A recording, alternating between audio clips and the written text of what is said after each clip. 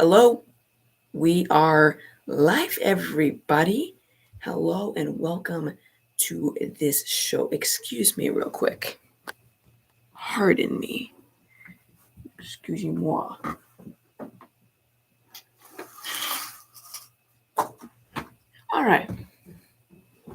Live stream began. For those who are going to have to watch this not live, you're going to have to see me get up, which is going to be absolutely horrible. How are you going to make it? Anyways, I was obviously not prepared for this. But anyways, I want to do a quick overview, as you saw in the thumbnail. That is an NBA draft recap. I watched it last night. Actually did a live stream talking about kind of like what my predictions were going to be in the top 14. And I know I got one right. I got Jabari Smith right at number 3.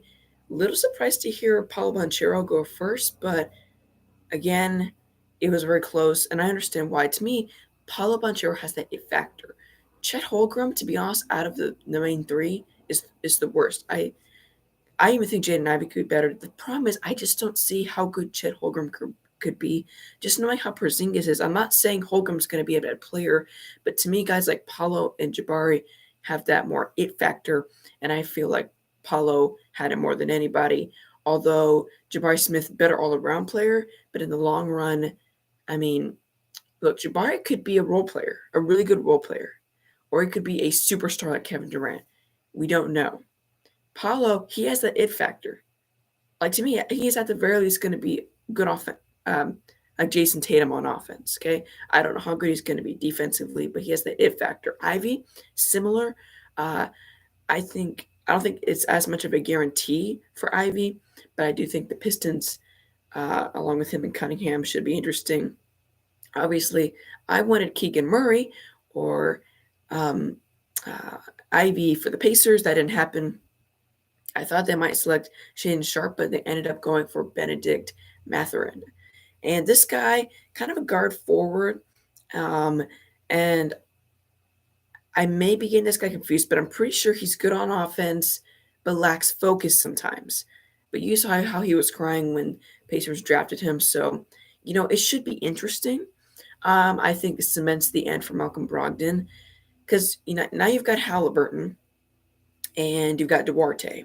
So what does this mean for Buddy Hield? Maybe they'll try to package like for Turner or at least Buddy Hield and Brogdon. That may help elevate Malcolm Brogdon's trade status. And I think also the pick at number 31 of Andrew Nembhard signifies the end for TJ McConnell or Lance Stevenson. But, I like TJ, but I mean, it's hard if you're trying to win right now, maybe keep TJ. If you're rebuilding, maybe don't keep TJ.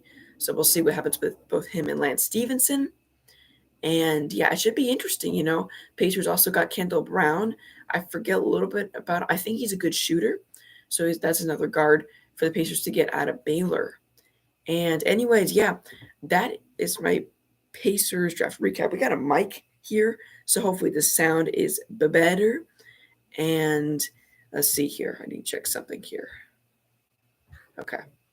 I might go for a little bit longer. Make sure you drop a like and maybe chat while you're here. If you can't chat, it's because it's only on subscriber mode. But yeah, there's nobody here right now. So I'm talking to myself. Let's go. But I'm sure people will see this. Anyways, so let's talk some trade rumors here because that only took me 4 minutes to make my NBA draft recap. Kyrie Irving did not get traded. And if you watched the NBA draft on television, you know that the famous announcer Stephen A. Smith was going crazy, which some of it was funny, but I mean, after the 15th time, it was like, okay, we get it. You like the Knicks and blah, blah, blah, blah, blah. But anyways, I thought that's kind of funny. So while Stephen A. Smith is over there arguing, well, we don't get the Knicks, and I don't understand. We should. And I don't understand what they're doing, and we're the one team. I go to CBS Sports HQ to see the beginning of the second round before I go to bed, and the guy literally says, "And the Knicks executed this very well." So I'm thinking, okay, either Stephanie Smith doesn't know what he's talking about, or the other guy doesn't know what he's talking about.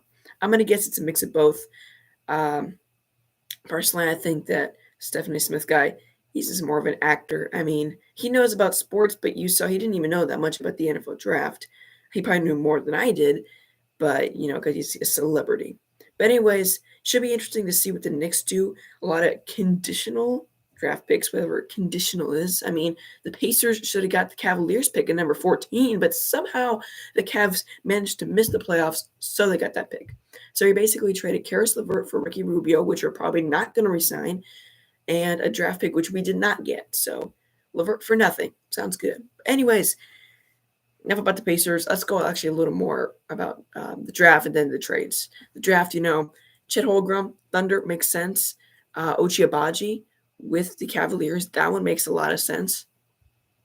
I actually chose Malachi Branham to go there in my mock draft. And let's see here. Jaden Hardy, drafted by the Mavericks. Interesting. I don't think Colin Gillespie got drafted, so we'll see if he gets on a team. Maybe does a Fred VanVleet, or maybe he'll become a Ryan Ardikiakino. That's not how you pronounce it. But anyways, that's that. Trades. Russell Westbrook still sitting out there. There was on ESPN it showed that basically the Lakers offered Russell Westbrook for Malcolm Brogdon, which the Pacers denied, which I think was the right move. But now, personally, I don't think I would do that deal again. It depends on what you're trying to do. Are you trying to get young guys right now? Are you trying to get cap space to get a good player in the future? I don't know. But anyways, I think that Malcolm Brogdon, Buddy Hield will not be Pacers, or should not be Pacers at the start of the season. Miles Turner, we will see. All right. Kyrie Irving. I did a short yesterday, if you saw it, that said basically he gave the Nets a list of teams that could be sign and trade partners. That was the Clippers, the Lakers, the Knicks, the Sixers, and the Heat. Although Kyrie Irving compared with with Jimmy Butler, not sure if that would work, but it should be interesting.